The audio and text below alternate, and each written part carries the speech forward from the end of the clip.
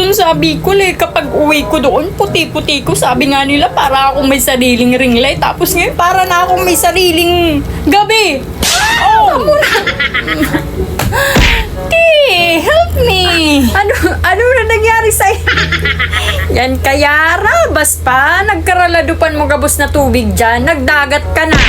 Nag-falls ka pa. Nagsalog ka pa. Nagpatubig ka pa. Maguyod-guyod ka duman. Pasiram-siram ka duman. Ngunyan, reklamo ka. Napapala mo.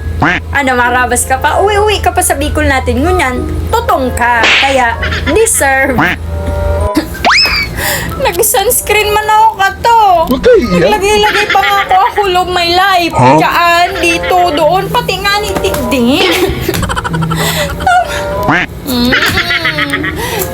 Help me man. Ginagawa mo.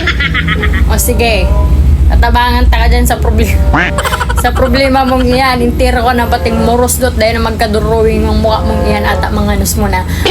Ayun ang tip ko sa mo para yung kulay mong iyan bumalik tulos. Kung ano masiplang na duman, panoon mo ng tubig. As in, pano ha. Tapos, kung mo si Sundrox, i-mix mo duman sa tubig. Tapos, maglublob ka naman ng 1 hour. Inda ko lang o dahil magporote pati mata mo dyan. Sinasabi ko na sa imong babae ka, gipradon ka. O gayon na advice mo tayo, nakakatabang. Palibasa, day ka kaya naka-outing. At least ako, nag-outing. Ika, puro out-in lang sa trabaho.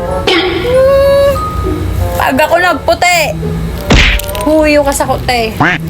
Maaraman mo. Dawa, at least din natutong. Ika nga niya, namumblima kung paano may balik yung kulay mong iyan.